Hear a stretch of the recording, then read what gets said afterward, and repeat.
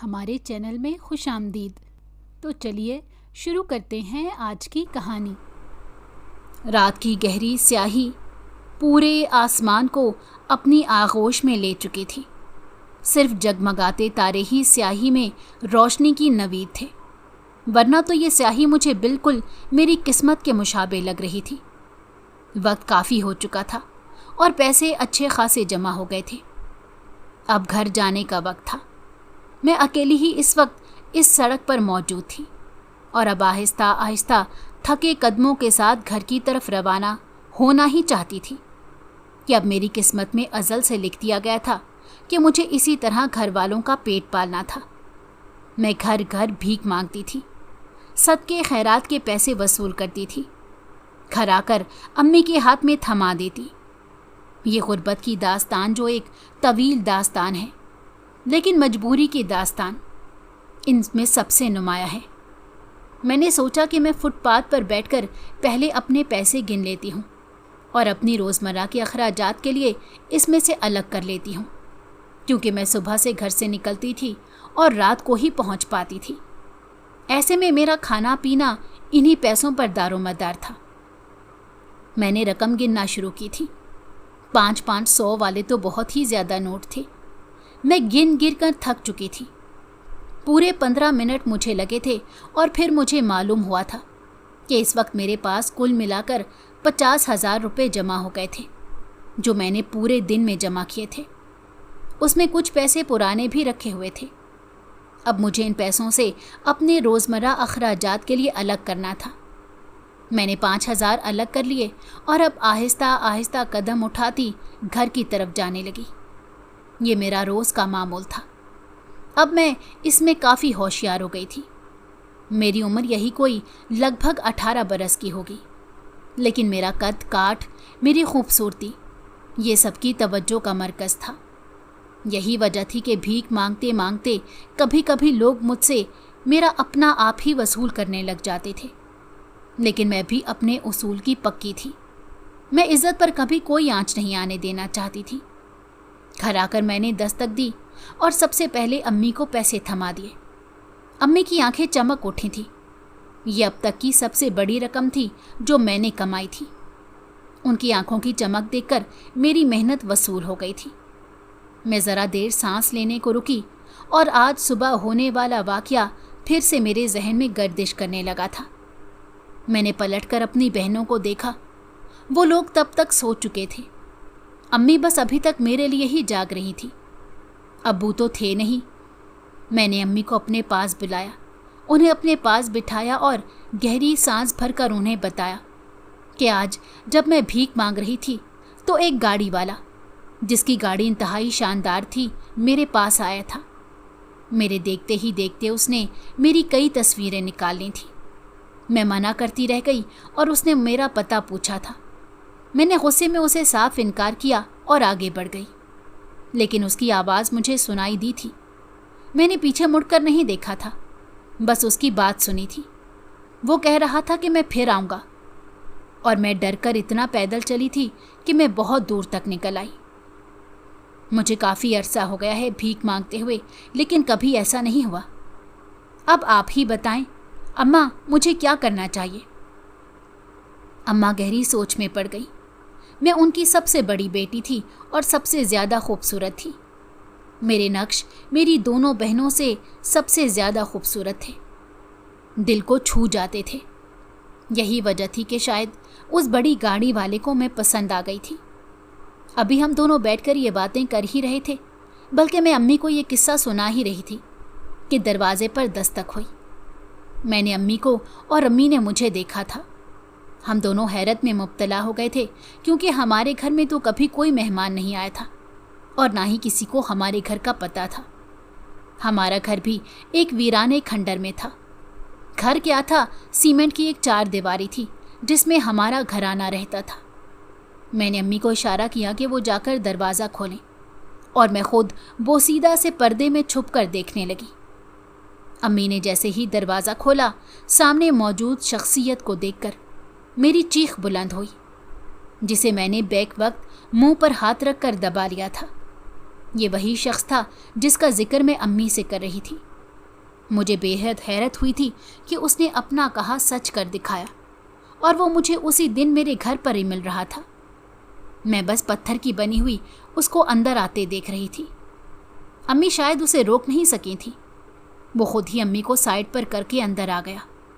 अंदर आते ही उसने चारों जानिब कमरे में नज़र दौड़ाई और मैं उसे पर्दे के साथ बैठी हुई नजर आ गई थी। उसके चेहरे पर एक अजीब सी मुस्कुराहट फैल गई थी। उसने खड़े खड़े अम्मी से कहा था कि क्या तुम इसकी माँ हो? और मैंने अम्मी को इशारा करके मना करने की कोशिश की, लेकिन अम्मी ने मेरी तरफ तवज्जो ही नहीं दी।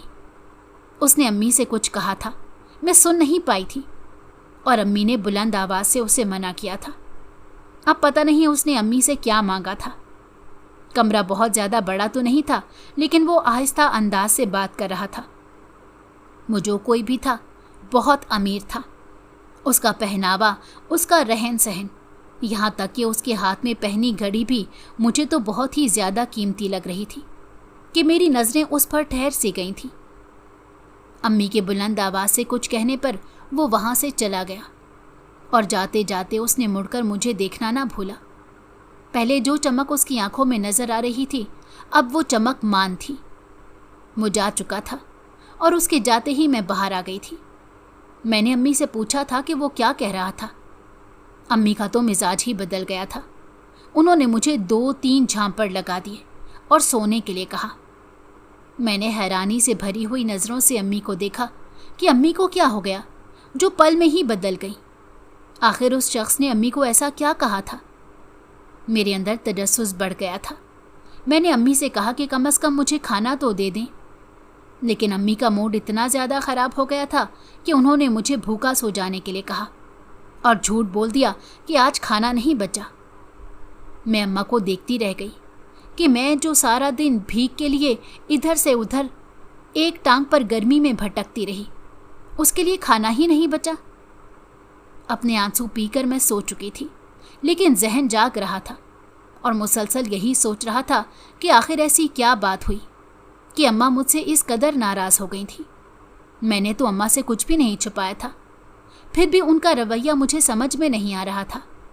यहाँ तक कि उन्होंने मुझे भूखा ही सुला दिया। मेरा दिल एकदम से जैसे टूट गया। अगले दिन मैं जैसे ही भीख मांगने के लिए सिग्नल पर खड़ी हुई, उसी वक्त वो गाड़ी भी वहाँ से गुजरी और उस शख्स ने मुझे और मैंने उस शख्स को देखा था। मैंने मुंह फेर लिया और मेरा दिल ज़ोर ज़ोर से धक धक कर रहा था। मुझे नहीं मालूम पड़ रहा था कि मुझे यहाँ से भाग जाना चाहिए या यहीं मजबूत होकर खड़े रहना चाहिए। अगर मैं भागती तो वो समझ जाता कि मेरे दिल में उसका खौफ बैठ चुका है, और अगर मैं खड़ी रहती तो वो किसी भी वक्त निकलकर गाड़ी से मुझे कुछ भी कह देता तो मैं क्या करती। अम्मी तो वैसे ही मुझसे इतनी ज़्यादा नाराज़ हो रही थी, जबकि मेरी तो कोई गलती भी नहीं थी। हिम्मत करके पत्थर बनकर वहीं खड़ी रही। बाद में जब पीछे मुड़कर देखा तो वहाँ गाड़ी मौजूद नहीं थी। मैंने शुक्र का सांस लिया और फिर अपने कंधे से लटके थैले में से एक डिबिया निकाली। आज सुबह ही अम्मी ने मुझे कहा था कि अब तू भीख ऐसे धुले धुले चेहरे के साथ नहीं मांगेगी, बल्कि तू अपने चेहरे पर ये कालक मल कर भीख मांगेगी। मैंने एहतजाज किया था कि ये क्या बात हो गई, मैं तो मुकम्मल चादर पहनकर भीख मांगती हूँ और अब ये कालक वाली बात कहाँ से आ गई थी। मुझे सख्त बुरा लगा था। अगर मैं कालक मलती चेहरे पर तो और लोग मुझे मुड़ मुड़ कर देखते कि आखिर मैंने चेहरे पर क्या लगाया हुआ है। ऐसे में से बेहतर तो यही था कि मैं धुले धुलाए चेहरे के साथ ही भीख मांगा करूं। इसीलिए मैंने अम्मा के सामने तो कालक मल ली थी और फिर चादर में मुंह छुपाकर बाहर निकल आई थी। उसके बाद मैंने आधे रास्ते में पहुंचते ही पानी की बोतल खरीद कर कालक भरा मुंह पानी से धो लिया था। आज दिल बहुत उदास था। अम्मा ने भी रात को जो मुझसे सलूक किया वो मेरे जहन से बिल्कुल भी नहीं निकल रहा था। आज कुछ खास भीख भी इकट्ठी नहीं हो रही थी। मैं वहीं फुटपाथ पर बैठकर उन सारी बातों को सोच रही थी कि सामने से स्कूल की कुछ लड़कियां गुजर रही थीं। उनके चेहरे पर एक अजीब सी खुशी थी। आपस में एक दूसरे से मजाक करते हुए वो लोग शायद अपनी मंजिल की तरफ जा रही थी। काश मेरी ज़िंदगी भी उनकी ज़िंदगी जैसी होती, और काश मेरी ज़िंदगी में इतनी मुश्किलात ना होती। मैंने भी मासूमियत से उनको देखते हुए सोचा था। अभी मैं इसी सोच में गुम थी कि कोई धप से मेरे बराबर में आकर बैठा। मैंने गर्दन मोड़कर देखा तो वो ख्वाजा सरा था। मैं उसे जानती थी। वो यही सिग्नल पर भीख मांगा करता था। दूसरी तमाम भिखारियों और भिखारनों की उससे सलाम दुआ थी। लेकिन मेरी शुरू से आदत थी कि मैं अपने काम से काम रखती थी। मैंने नागवारी से उसकी तरफ देखा और उठ खड़ी हुई। उसने मेरा हाथ पकड़कर मुझे बिठाया। मुझे सख्त बुरा लगा, लेकिन मैंने नज़रअंदाज किया। मैं अपना तमाशा नहीं बनाना चाहती थी। उसने मेरे कान में सरगोशी की थी और ऐसी बात की थी जिसे सुनकर मेरा पारा बुलंद हो गया था। मुझे सख्त गुस्सा आया था और मैं हाथ छुड़ाकर वहाँ से निकल आई थी। और जब मैं घर आई तो वो मुझे वहीं बैठा हुआ मिला।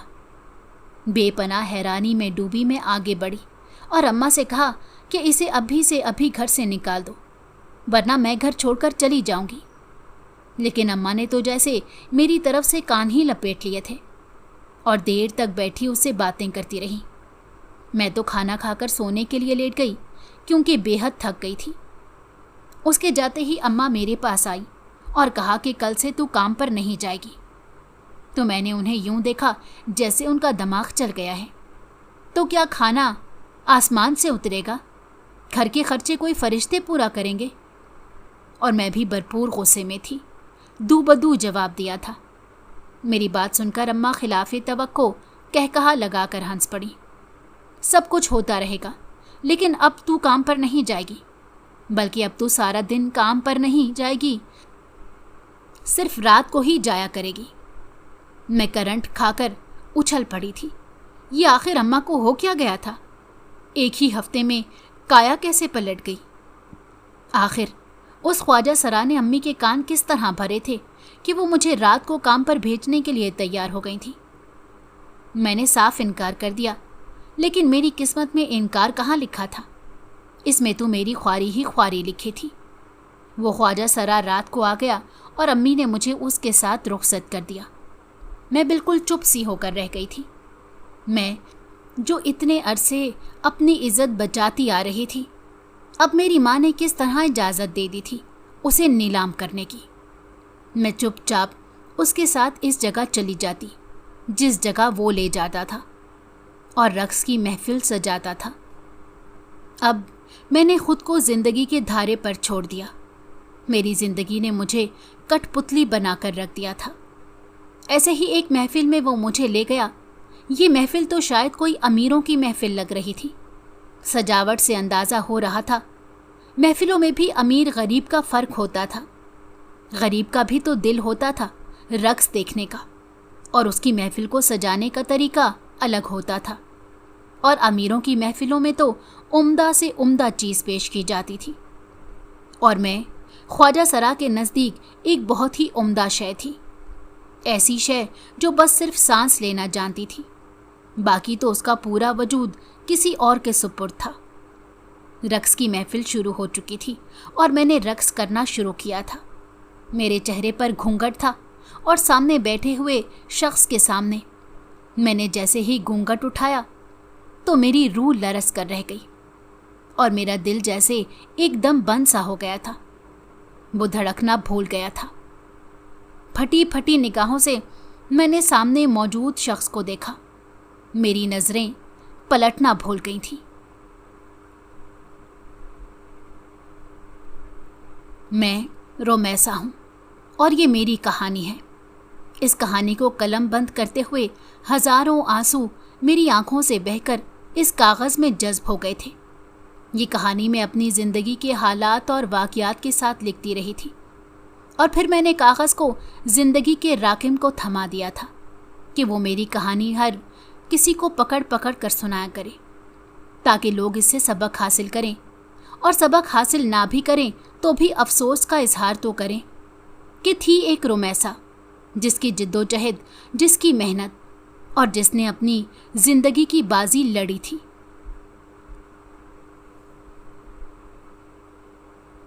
रोमैसा, रोमैसा, जल्दी कर, उठ, देख तेरे प्यो को क्या हो गया है।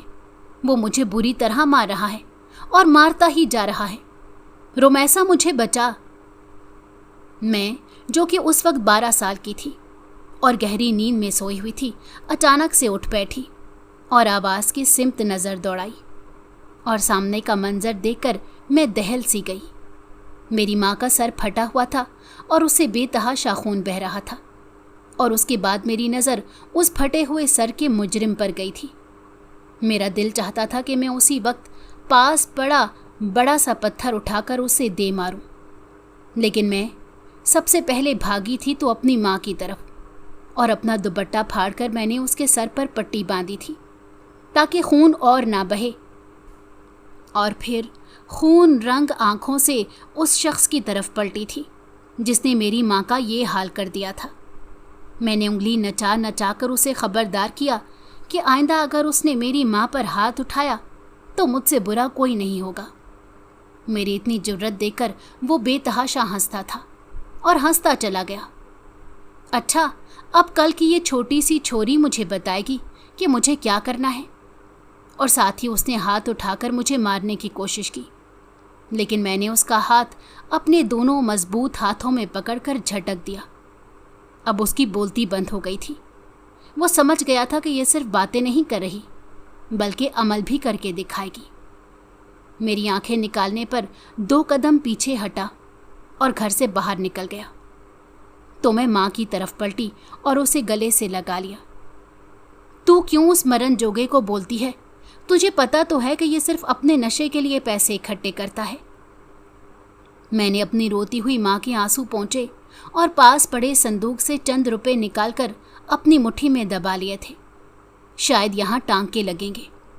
मैंने जख्म का जायज़ा लेकर उसे कहा था, चल अब उठ, तेरी पट्टी करवा कर आते हैं। मैंने उसे दोनों हाथों से सहारा देकर उठाया और हमारी झुग्गियों के इलाके के नीम हकीम खतरा जान के पास ले गई। उसने जैसे तैसे करके सुइयां घुसेड़ कर जख्म को भर दिया और हम घर वापस आ गए। मेरी माँ की शादी मेरे बाप से हुई थी और मेरा बाप शादी के 2 साल बाद इस दुनिया से रुखसत हो गया था। मेरी माँ ने तकरीबन 10 साल मुझे अकेले पाला था, तो फिर न जाने कब ये मरण जोगा मेरी माँ के पल्ले पड़ गया। आबिद मेरा सौतेला बाप था। उसने अपने से 5 साल बड़ी औरत से शादी तो कर ली थी, लेकिन सुख नाम की कोई चीज़ ना दे सका।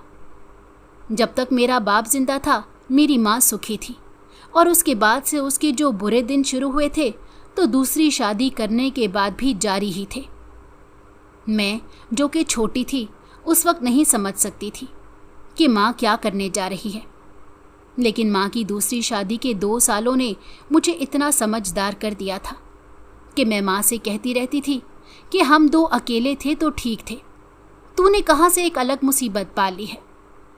इन 2 सालों में तो माँ को कोई औलाद भी नहीं हुई थी, लेकिन तीसरे साल ही वो 2 जुड़वां बच्चों की माँ बन गई। और उसके बाद आबिद भी उसे छोड़कर चला गया था। वो तो चलो गया सो गया, बच्चे भी बेटियां ही थीं। यूं मेरी माँ के ऊपर 2 इजाफी लड़कियों का बोझ डालकर, तलाक देकर और मेरी माँ का सोना चुराकर रफू चक्कर हो गया, यानी यक ना शुद्ध 2 शुद्ध। अब मैंने माँ को ताना देना भी छोड़ दिया था कि उसने दूसरी शादी करके अपने ही गले 2 और लड़कियों की जिम्मेदारी डाल ली और उनको पैदा करने का सबब बनने वाला तुझे चकमा देकर गायब हो गया। घर के हालात पहले से भी ज़्यादा बुरे हो गए थे और 2 छोटे बच्चों को तो माँ की कितनी ज़्यादा ज़रूरत होती है। माँ जो दूसरों के घर काम करती थी वो भी छूट गया था। अब मैं रह गई थी, मुझे ही कुछ करना था। ना मैं पढ़ी लिखी थी, ना मेरे पास कोई हुनर था। अब बस एक ही काम बचा था और वो भी पड़ोसन शबाना ने मेरी माँ को बताया था, क्योंकि वो खुद भी यही काम करती थी, और वो काम था भीख मांगने का। पहले तो मैं काम सुनकर हत्थे से उखड़ गई, लेकिन फिर घर की हालत देखकर मैंने हामी भर ली। तो 12 साल की उम्र से मैंने ये काम शुरू किया और अब 18 साल की हो गई थी। तब तक मेरा ये काम जारी था।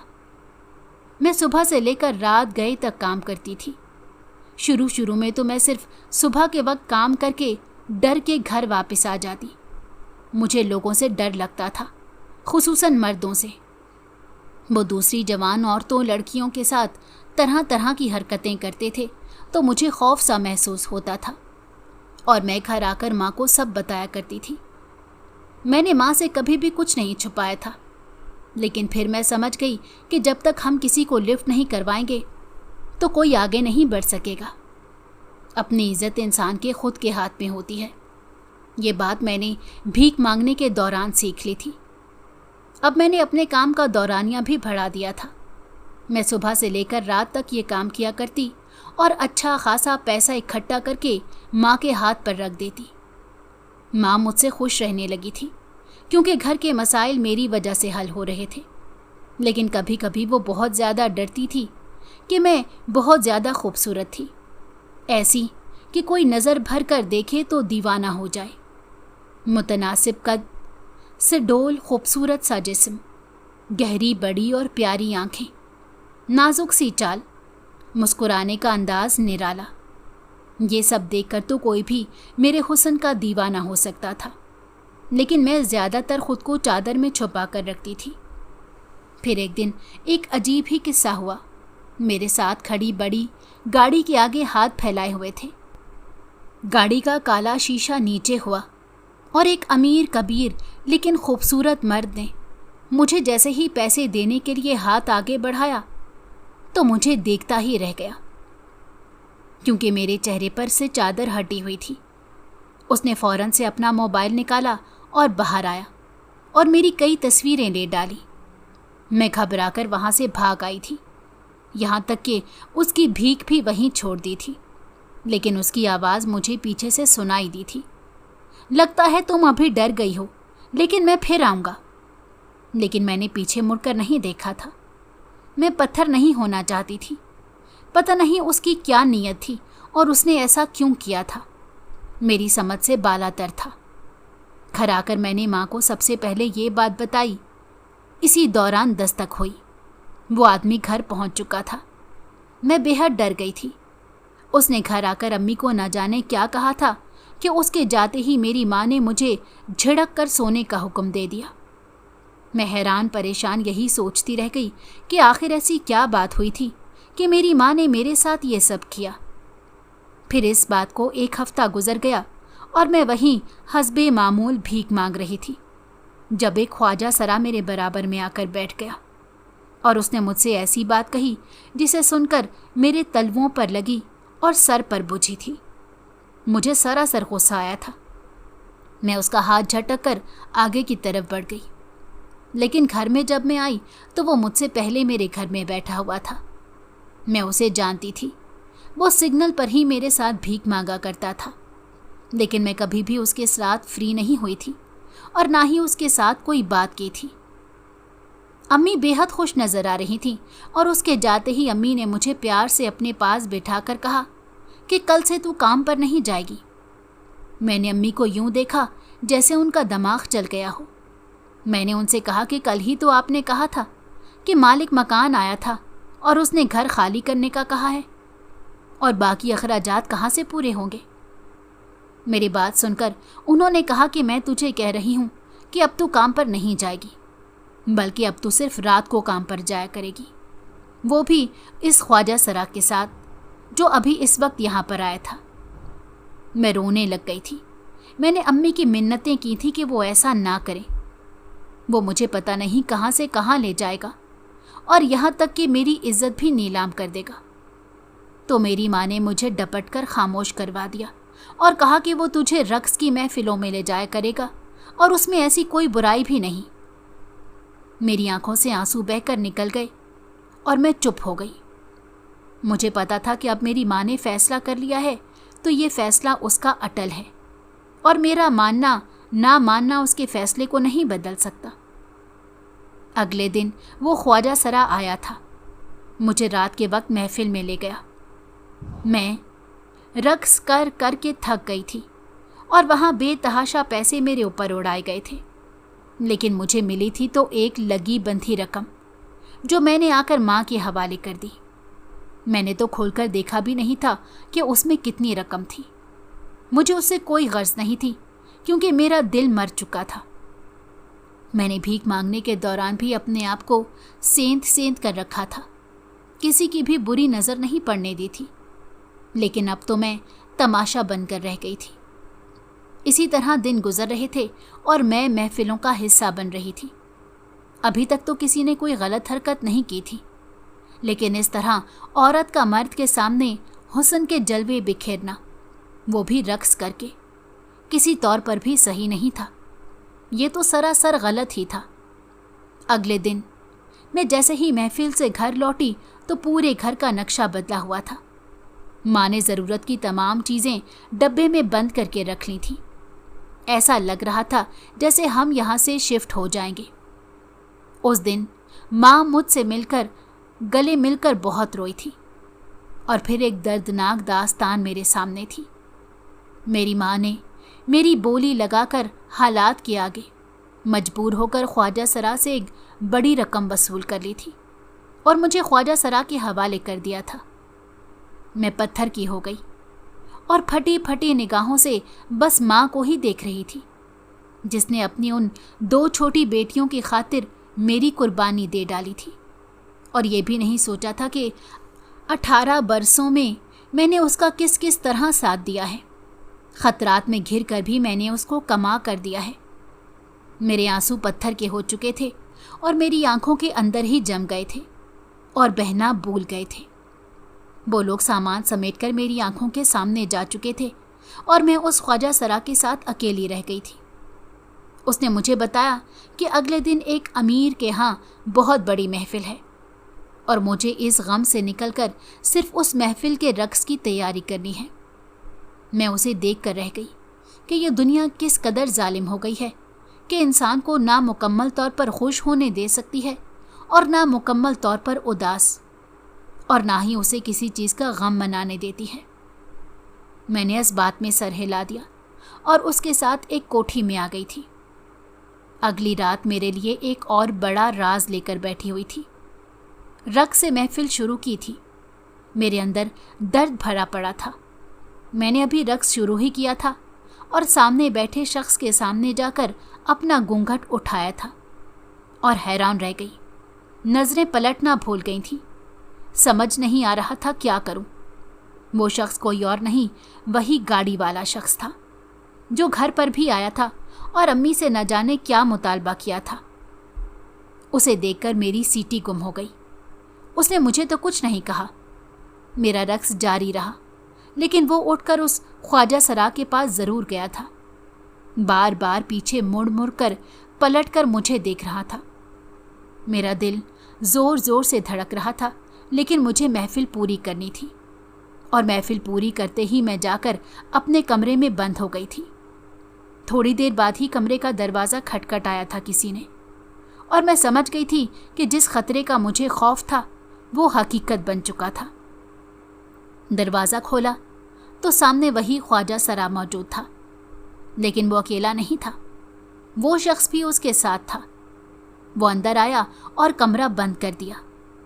अब शायद मेरी इज्जत नीलाम होने वाली थी। वो शख्स पलंग पर मेरे पास बैठा और उसने मुझसे कहा कि मैंने तुम्हें ख्वाजा सरा से ख़रीद लिया है। मुझे अपने वजूद से नफ़रत हो रही थी जो बिकता ही चला जा रहा था। तुम एक बेहतरीन ज़िंदगी डिज़र्व करती हो और तुम्हारी जगह यहाँ नहीं है। तुम्हारी जगह बहुत अच्छी जगह पर है, इसीलिए तुम्हें यहाँ से लेने आया हूँ। मैं तो एक भेड़ बकरी की तरह थी जिसकी कुर्बानी दे दी जाती है। मेरी कुर्बानी मेरी माँ ने दे दी थी। मैं चुपचाप पैकिंग करके अब ख्वाजा सरा के हाथों से निकलकर उस शख्स के हमरा उसके घर आ गई। घर क्या था, जन्नत नुमा बंगला था। जिंदगी की हर सहूलत, हर आसाइश मौजूद थी। खाने पीने से लेकर रहने सोने तक सब कुछ इंतहाई जदीद था, जो मैंने ज़िंदगी में कभी नहीं देखा था। मेरी ज़िंदगी में अच्छी तब्दीलियाँ आई थीं तो मैं खुश हो गई थी। उस शख्स ने मुझे बताया कि मुझे हर चीज़ की ट्रेनिंग दी जाएगी, हर चीज़ सिखाई जाएगी, किस तरह उठना है, किस तरह बैठना है, किस तरह के कपड़े पहनने हैं और किस तरह खाना खाना है। यहाँ तक कि मुझे अपने कमरे में लेटने और सोने का तरीका भी बताया जाता था। اس مقصد کے لیے بہت سی خوبصورت لڑکیاں رکھی ہوئی تھیں۔ میرے بالوں کی تراش خراش کر کے انہیں اور زیادہ خوبصورت کر دیا گیا تھا اور اس کی ایک بہترین کٹنگ کر دی گئی تھی۔ میری بھووں کو نوچ کر ایک اچھی شیپ دے دی گئی تھی۔ میرے پورے چہرے کو تراش خراش کر ایک نیا چہرہ بنا دیا گیا کہ جب میں نے شیشے میں خود کو دیکھا تھا تو میں پہچان ہی نہیں سکی تھی کہ کوئی اتنا خوبصورت بھی کیسے ہو سکتا ہے جتنا میں اس وقت لگ رہی تھی۔ میں اپنا پہلے کا چہرہ ذہن میں لاتی اور اب اپنا چہرہ ذہن میں لا رہی تھی تو اس میں زمین آسمان کا فرق تھا۔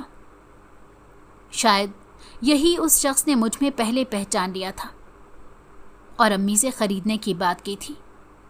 میں خوش تھی، مجھے ہر آرام میسر تھا، کچھ بھی نہیں کرنا پڑ رہا تھا۔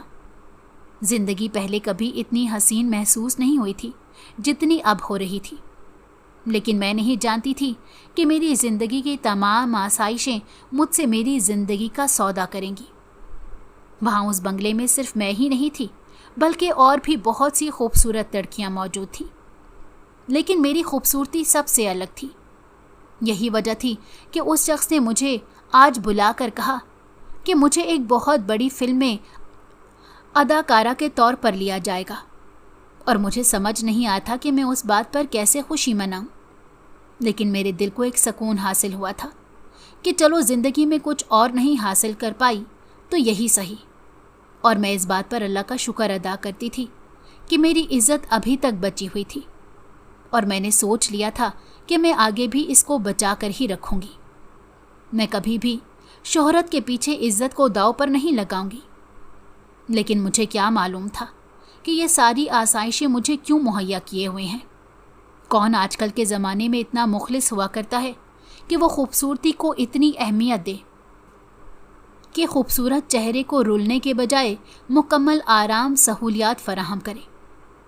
میں بھی کتنی بڑی نادان تھی، کتنی بڑی بے وقوف تھی۔ میرے ساتھ جو لڑکیاں تھیں وہ تھی بھی پڑھی لکھی، انہیں تو زیادہ تر لکھنا پڑھنا آتا تھا، مجھے تو صرف پڑھنا آتا تھا، میں لکھ نہیں سکتی تھی، اسی لیے مجھے زیادہ تر باتیں لکھ کر ہی سکھائی گئی تھیں تاکہ میں پڑھ سکوں۔ ایک دن وہ شخص دوبارہ آیا جب سب باس کے نام سے بلایا کرتے تھے، اور اس نے بنگلے کے مرکزی ہال میں سب کو بلایا۔ کہا تھا کہ آج سے آپ تمام لوگوں کی ٹریننگ مکمل ہو گئی ہے، لہٰذا فلم کی شوٹنگ سٹارٹ کی جائے گی اور آپ کو تھائی لینڈ لے جایا جائے گا۔ کل رات 9 بجے آپ کی فلائٹ ہے، چنانچہ ٹرینر آپ کو سب بتا دیں گی کہ کیا پیکنگ کرنی ہے اور کیا نہیں۔ یہ باتیں سن کر سب بے حد خوش ہوئی تھی۔ انہیں بتایا گیا تھا کہ انہیں کمرشل کی ماڈلنگ کے لیے منتخب کر لیا گیا ہے، جبکہ میرا نام لے کر مجھے پکارا گیا تھا اور کہا گیا تھا کہ رومیسا کو ایک فلم کے لیے منتخب کر لیا گیا ہے۔ سب نے میرے لیے تالیاں بجائی تھیں اور میں حیران پریشان یہ سارا منظر دیکھ رہی تھی۔ آخر یہ کیسی فلم تھی جسے تھائی لینڈ میں ہی بنانا انہیں سوچ رہا تھا؟ پاکستان میں یہ کیوں سب نہیں بنا سکتے؟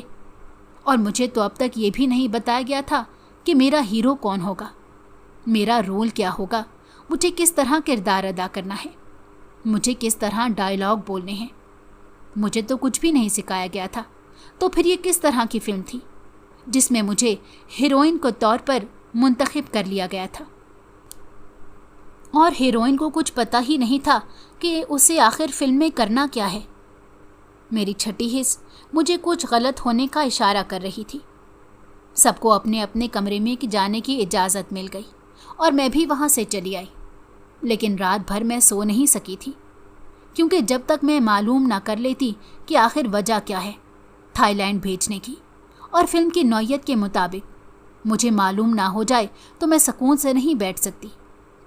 سب کے سونے کا اطمینان کر کے میں باہر آئی تھی۔ بنگلے میں اندھیرا چھایا ہوا تھا۔ میں آہستگی سے سیڑھیاں اتر کر مرکزی ہال کے اندر بنے ایک چھوٹے سے کمرے کی طرف بڑھی تھی۔ وہاں بتی جل رہی تھی، فضا میں سگریٹ کی بو بھی پھیلی ہوئی تھی۔ میں بالکل دبے پاؤں چادر اوڑھے آہستگی سے اس کمرے کی دیوار کے ساتھ لگ کر کھڑی ہو گئی۔ وہ امیر خوبصورت سا شخص سگریٹ پر سگریٹ پھونکے جا رہا تھا اور ساتھ موجود شخص کو کچھ کہہ رہا تھا۔ میں نے کان لگا کر سننے کی کوشش کی और उसकी बात सुनकर मेरे होश ही उड़ गए थे। वो शख्स कह रहा था कि मैं ज़िंदगी में कभी इतना उदास नहीं हुआ जितना मैं आज उदास हो रहा हूँ, और उसकी वजह रोमैसा है। मुझे लगता है कि मुझे रोमैसा से मोहब्बत हो गई है। उसकी बात सुनकर मेरे दिल को अजीब सी बेचैनी हुई। उस शख्स ने मज़ीद बात जारी रखते हुए कहा था, लेकिन मैं इतना मजबूर हूँ कि जिससे ज़िंदगी में पहली बार मोहब्बत की है उसे ही थाईलैंड स्मगल करने में मेरा हाथ है, और यही बात मेरे दिल को खाए जा रही है। मैंने ये सुना था तो मेरा दिल तो बस इसी बात में अटक गया कि हम सब लड़कियों को थाईलैंड स्मगल किया जा रहा है। मैं जाने के लिए मुड़ी थी तो मज़ीद उसकी आवाज़ मेरे कानों में गूंजी। रोमैसा को तो एक बहुत ही स्पेशल फिल्म के लिए मुंतखब कर लिया गया है। वो है ही इतनी खूबसूरत। ऐ काश वो मेरे नसीब में होती तो वो मेरे दिल पर हुक्मरानी करती, लेकिन मेरे नसीब में नहीं, और आज के बाद से तो उसके नसीब हमेशा के लिए बदल जाएंगे कि कोई उससे ना मोहब्बत कर सकेगा और ना ही शादी। और मैं समझ गई थी कि वो क्या कहना चाह रहा है। मैं दोबारा ऊपर आई और आकर सबसे पहले अपने बैग की पैकिंग खोली और उसके अंदर लिफाफे में बंद चीज़ें जो खोलने से मना किया गया था मैंने खोल लिया था। और मेरी हैरत की इंतहा न थी कि वो इंतहाई गंदे, फहाशी और उरियानी से भरे हुए मैगज़ीन थे जिनमें सिवाय गंदगी के और कुछ भी नहीं था। उन्होंने मुझे यूं इंडस्ट्री के हाथों बेच दिया था। मेरा दिल अचानक से बंद हो गया, जिससे मैंने 2-3 थप्पड़ मारकर यह एहसास दिलाया कि मैं अभी जिंदा हूँ। मेरे दिमाग ने तेज़ी से आगे का लाया अमल तय किया और मैंने सोच लिया कि मुझे क्या करना है। मैंने उस रात जितनी लड़कियां थीं उस हिसाब से चिटें बनाकर उसमें लिख दिया था कि हमें थाईलैंड स्मगल किया जा रहा है, और साथ ही साथ उनके कमरे के दरवाजे के नीचे से उन्हें वो चिटें फेंक दी थीं। अगले दिन नाश्ते पर सबने मुझे आंख के इशारे से साथ होने का इशारा दिया। मैंने उन्हें प्लान समझा दिया था। हमें लेने के लिए एक बहुत बड़ी गाड़ी आने वाली थी और उसमें हम सबको एक साथ ही जाना था। मैंने बहुत सी कीलें कहीं से बरामद कर ली। गाड़ी आ गई और आधे रास्ते में ही मैंने वो कीलें खिड़की से नीचे गिरा दी। थोड़ी दूर जाकर ही बस पंचर हो गई थी। ड्राइवर के साथ 2 शख्स मौजूद थे।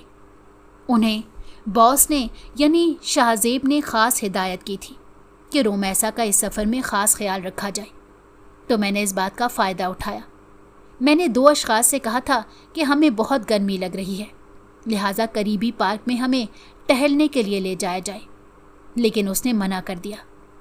फिर मैंने कहा कि अगर वो करीबी पार्क नहीं ले जाना चाहता तो हमें यहीं गाड़ी से तो नीचे उतरने दिया जाए। चुनाचा हमें उतरने दिया गया और आहिस्ता आहिस्ता करके मैंने हुजूम में से 1-2 लड़कियों को इशारे से जाने का हुक्म दिया। यहाँ तक कि हुजूम कम होते होते अब सिर्फ मैं रह गई थी।